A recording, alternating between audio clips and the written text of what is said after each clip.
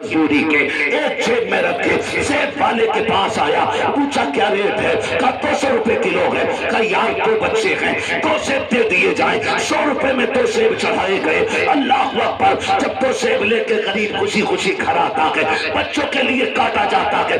एक मियाँ बीवी 2 और फिर 2 बच्चे 4 लोग थे। बीवी से कहता शरीक हयात एक काम किया जाए, आधा आधा बच्चों में तकसीम कर दो, आधा आधा हम खा लेते हैं। इत्तेफाक से जब पहला सेब काटा जाता है, अंदर से सड़ा हुआ निकलता है। माँ छुपा के साइड से रख देती है, अपने हिस्से का सेब निकाल के काटती है। वो सेब साफ था। उसके बाद बच्चों में तकसीम कर दिया गया आधा आधा। जब बच्चे कहते हैं माँ तुम सेब क्यों नहीं खा रही हो? अब्बा तुम तो कमा के लाए हो, आप क्यों नहीं खा रहे हो? तो बाप कहता है बेटे हमारा दिल भरा हुआ है, हम कैसे खाएंगे? अगर ये रात बच्चों पे खुल जाए। अब्बा 2 सेब लेके आया था, एक खराब निकला, एक सही निकला, तो तुझे पता है तेरी जिंदगी का क्या बनेगा? तूने करीब से 100 रुपए लेकर के उसको धोखा दे करके जेब में डाल करके खुशी खुशी घर आया। मैं 50 रुपए का धोखा दे आया हूँ। 50 रुपए के सेब में मैं तो 750 100 में दे के आया हूँ। और तुम्हें खुदा का वास्ता तुम्हें क्या लगता है ये 200 रुपए या 100 रुपए तेरी नस्लों को आगे बढ़ाएंगे? जैसी कला सेब देख करके गरीब की आय निकलेगी, अल्लाह उस आय के बदले में तेरी नस्लों का बेड़ा गर्क कर रहा है। हाँ, धोखा दे करके लोगों की आय से बचा करो। किसी को सदा के बिल्डिंग बना के हाज़ा मिन फज़ली रब्बी लिख के तेरी बिल्डिंग जन्नत की नहीं हो जाएगी। छप्पर में रहे मगर हलाल के छप्पर में रहे। चटनी खा हराम की नहीं हलाल की खा। हराम के मुर्गे लेके डूब जाते हैं, हलाल की चटनियां बंदे को आसमान तक पहुंचा देते हैं। तो नीयत ही खराब है, कोई डर ही नहीं, दे दवा दब है, जिसका मौका लग जाएगा वही काट दे रहा। अच्छा बेचने वाले नहीं, खरीदार भी कम नहीं, कम खरीदार भी नहीं। आगे पूछेगा साबिर साहब क्या रेट दिया है? ये कहेंगे 50 को, महंगा है। अगले वाले पे जाकर पूछेगा तुमने क्या रेट दिया? बोले तुम बताओ क्या लोगे? बोले वो तो 45 को कह रहे साबिर साहब। और 5 रुपए कम करके कह दे, वो तो 45 को कह रहे। कहते चल 40 से दे दिया। बोले ना भाई 35 में दे तो बता। अब उससे जाके कह रहा है ना ये 35 में दे दिया, तू कितने में दे रहा? जब एक दौड़ लगती है ना, कंपटीशन, मुकाबला जब होता है तो बंदा फिर घाटे में भी बेच लेता है ताकि ग्राहक न टूटे। ये दोनों को लड़ा के 30 की चीज 25 में लेके घर आ गया। कह रहा खाओ भाई मौज आ गई। आज तो मैंने उलझा दिया दुकान वालों को। हिसाब से खाना, अगर पेट में दर्द हो गया तो बजाय 5 रुपए के 5000 अल्लाह 1 मिनट में लगवा देगा। 1 मिनट में लग जाएगा। लोग कहते हैं बड़ा कड़वा बोलता है, बात कड़वी नहीं है, बात सच्ची है भाई। बुरा ना मानिए, कम तोलना कम नापना ये आपको सुकून नहीं देगा। हलाल के 2 रुपए हो अल्लाह सुकून अता फरमा देता है। मैं एक शेर अक्सर पढ़ा करता हूँ, बड़े अच्छा किसी ने लिखा था, फुटपाथ पे सो जाते हैं अखबार बिछाकर, मजदूर कभी नींद की गोली नहीं खाते। क्यों? क्योंकि नींद ये बिस्तर की वजह से नहीं, रब के करम से आया है। अगर बिस्तरों में नींद होती तो गरीब कभी नहीं सो पाता और अमीर कभी उठ ही नहीं पाता। यह एहसान है रब का। उसने पत्थरों में गरीब को नींद दे के जमाने को बताया, नींद बिस्तर से नहीं आती है, नींद हमारे कर्म से आया करती है, कर्म से आया करती है। तो किसी का गला काटोगे, धोखा दोगे? बोलो धोखा दोगे? इधर वाले क्यों नहीं बोल रहे? सारे दुकानदार बैठे क्या? किसी के साथ धोखा नहीं करना है, किसी के साथ साथी नहीं करनी। हलाल के लुक्मे खा, अल्लाह दुआओं में असर देगा। फिर इधर तू तड़पेगा, खबर मदीने वाले को हो जाएगा। आवाज तू देगा, मदद को फरिश्ते आएगा। लेकिन जब चटोरी जबान ने हमेशा हराम के लुक्मे खाए तो फिर मदद किधर से आ गया? जानते हो, गरीब नवाज कुरान पढ़ते थे, लोग खींचे चले आते थे। वो तकरीर करते थे तो जंगल में महफिलें सज जाती थी, ना चाहते हुए भी लोग बैठ जाया करते थे। क्यों? क्योंकि ये वो जबान थी जिससे कभी झूठ नहीं निकला था, ये वो जबान थी जिसमें कभी हराम का एक बूंद पानी नहीं आया था, ये वो जबान थी जिसमें कभी हराम का एक दाना तक नहीं आया था। अल्लाह कहता जबान को तू हलाल लुकमों से पाक रख, तेरी जबान पे सिर्फ हलाल लुकमे रहने चाहिए, हराम से बचा के जबान को रख। असर इतना दूंगा, आवाज तू देगा, करम फौरन उतार दिया जाएगा। असर ही नहीं है। कुरान तो वही है ना जो 1400 साल पहले महबूब के सीने पे उतरा ना। बोले जी है क्या नहीं? वही जी, जोर से बोलो जी, वही है ना जो 1400 साल पहले महबूब को उतार, महबूब पे नाजिल किया गया। कुरान वही है। लेकिन आज ना हम पढ़ते नजर ही नहीं होते। कुरान नहीं बदला है, जुबानें बदल गई।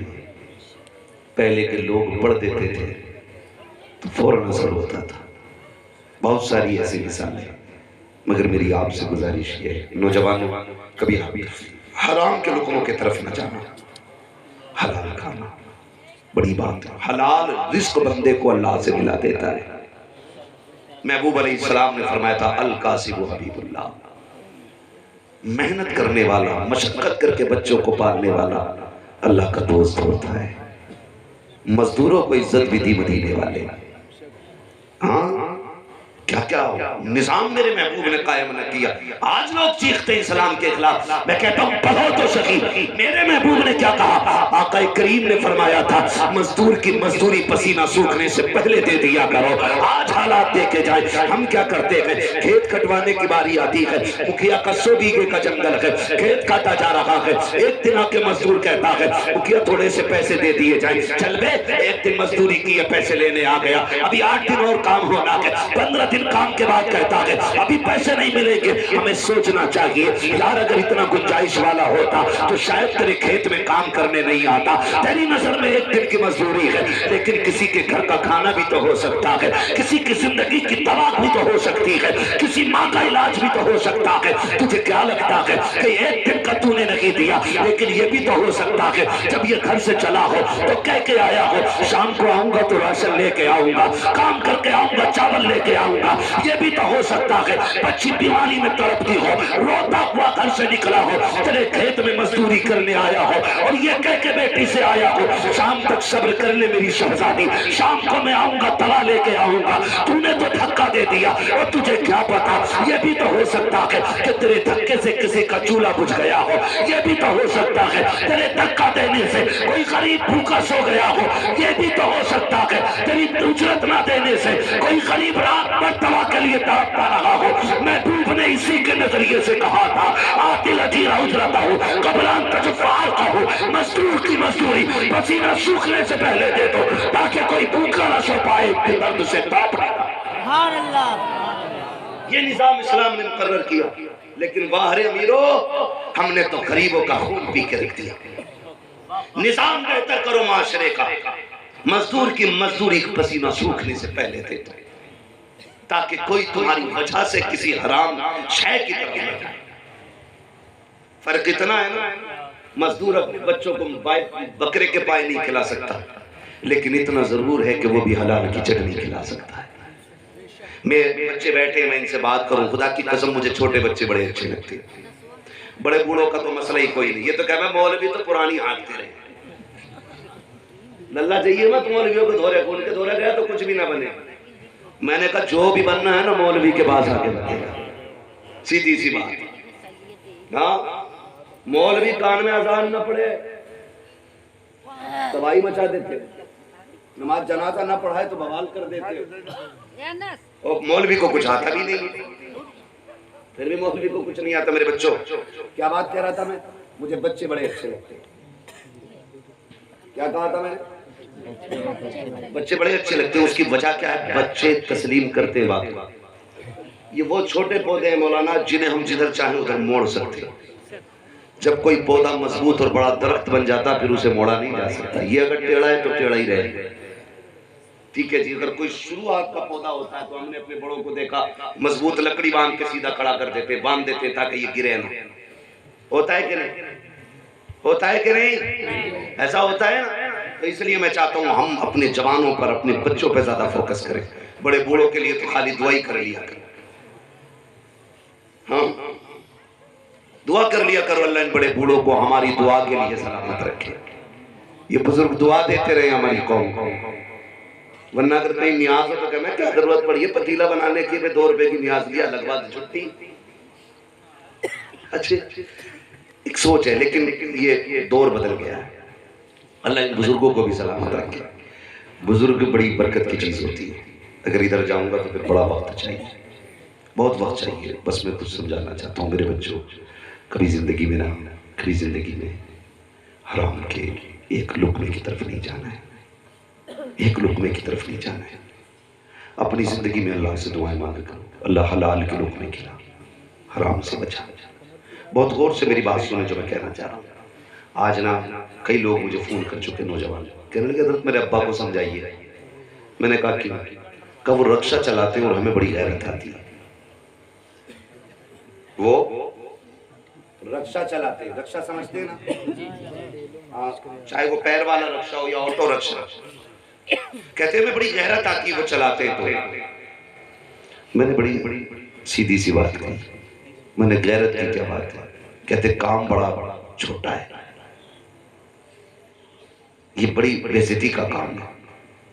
मैंने कहा नौजवान जब आप रात को रक्षा चला के आए ना, उससे ये मत कहना रक्षा ना चलाया करो, वो लेट जाए उसके तलवे दबाने बैठ जाना, तलवे दबाना, कभी कंधे दबाना, उसके चूमना उसके पैरों को और कहना अब्बा तेरा शुक्र, तेरा एहसान है, एहसान है तेरा, तूने मजदूरी करके हमें रक्षा चला के हलाल के लुक़मे खिलाए हैं, किसी का खून बहा के हराम के लुक़मे नहीं खिलाए। बड़ी बात ये नहीं है तुम्हारा बाप 10 लाख की रिश्वत की गड्डी लेके घर में घुसे, बड़ी बात ये नहीं है तुम्हारा बाप लोकल दबाव रिश्वत के रेट बेच के घर में आए, बड़ी बात ये नहीं है तुम्हारा बाप दलाली करके हराम के पैसे लाए, बड़ी बात ये है कि तुम्हारा बाप घर में आए, कपड़े पसीने में शराब हो, मिट्टी से बदल लगा हो और मुस्कुरा के मुट्ठी खोल के टाफी दे और ये कहे खुदा का शुक्र है किसी का गला काट के नहीं लाया, अपना पसीना बहा के ले गया।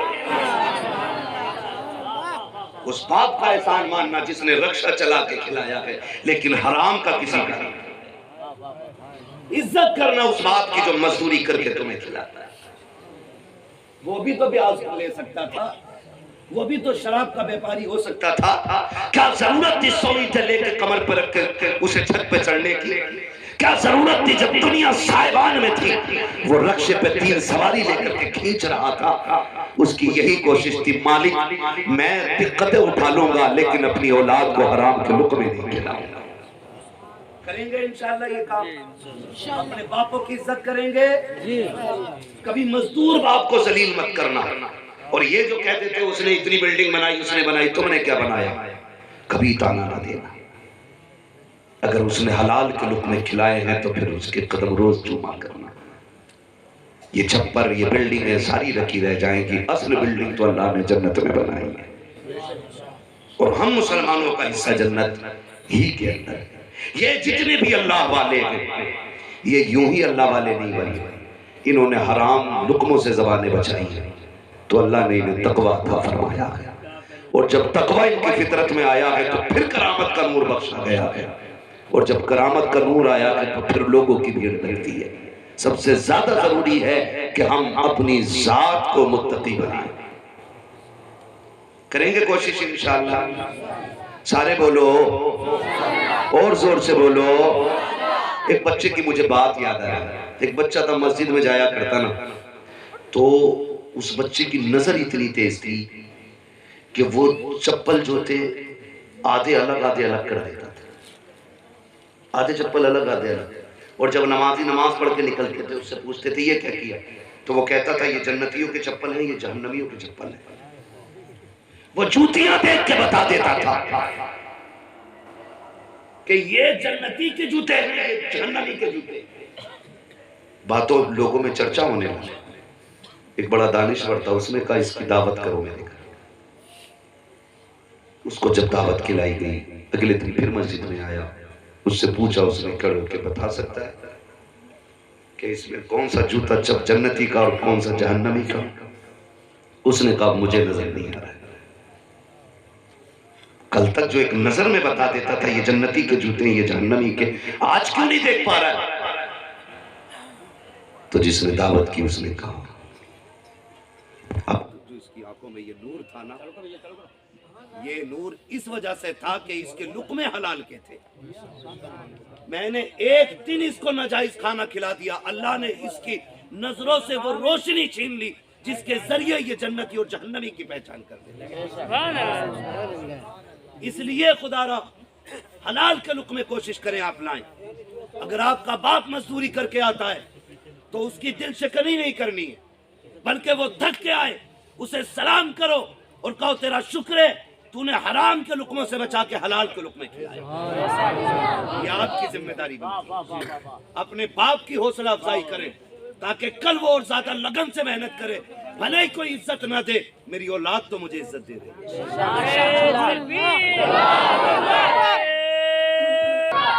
मेरे बच्चों, बाप की खिदमत का एतराफ किया करें।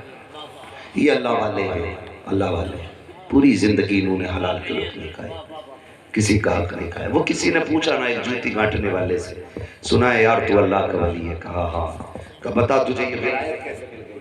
उसने कहा मैंने जूते साफ करते करते विलायत पा ली है। जूतों में विलायत? हम तो ये सोचते थे आधी रात तक मुसल्ले पे खड़े रहो, 365 दिन में कम से कम 250 रोजे रखो तब विलायत मिलेगी। हम तो ये सोचा करते थे, तुझे कैसे मिल गई? उसने कहा जब भी कोई जूते पे पॉलिश कराने आता तो मैं उससे 50 पैसे लेता और फिर दो पुरुष इसलिए ज्यादा मारता अपनी तरफ से क्योंकि वो मदीने वाले का उम्मती बनता है। हुजूर की निस्बत से मारे हुए 2 पुरुष कहते आज मुझे वली बना दे। यार अगर हुजूर की निस्बत से मारे हुए 2 पुरुष जूतों पे बंदे को वली बना सकते हैं तो हुजूर का उम्मती समझ के किसी को इज्जतें दोगे तो अल्लाह तुम्हें क्यों नहीं वली बनाएगा? भला सोचे करो दूसरे का, तुम्हारे साथ भला होगा। बुरा सोचोगे तो फिर तुम्हारे साथ भला भला। मेरी माँ बहनें बैठी हैं, इनसे मैं हाथ जोड़ के गुजारिश करूंगा, तुम्हारा शौहर अगर खिलाफ उसूल पैसा घर में लेके आए तो हाथ रोक के पहले पूछा कर ये पैसा बाद में खर्च होगा, बता लाया कहां से? हराम का हो तो मुंह पे मार दे। कहते हिसाब मुझे देना, मेरी कब्र में तू नहीं आएगा। इस घर में रोटी तभी बनेगी जब हराम के नहीं हलाल के रूप में लेके आएगा। मेरी माँ बहनों तुम मजबूत हो जाओ तो खालिद बिन वलीद तुम्हारी गोद में आया है, मोहम्मद बिन कासिम तुम्हारी गोद से आया है, तारिक बिन ज़ियाद तुम्हारी गोद से आया है, फारूक आज़म तुम्हारी गोद का है, उस्मान गनी तुम्हारी गोद का है, हैदर कररार तुम्हारी गोद का है, शहीद करबला तुम्हारी गोद का है। और आगे बढ़ो, गौसल वाला तुम्हारी गोद से मिला है, शाबिर पाक तुम्हारी गोद से मिला है, ख्वाजा मोइनुद्दीन तुम्हारी गोद से मिला है, आला हज़रत तुम्हारी गोद से आए हैं, मुफ्ती आज़म तुम्हारी गोद से आए हैं, ताजुश शरिया तुम्हारी गोद से आए हैं। अगर तुम पारसा बन जाओगी आज भी वली तुम्हारी गोद से पैदा होना चाहिए। इसलिए मेरी बहनों कोशिश करें, आप कोशिश करें कि अपने घर के अंदर हलाल लुक़मों का एहतमाम करें।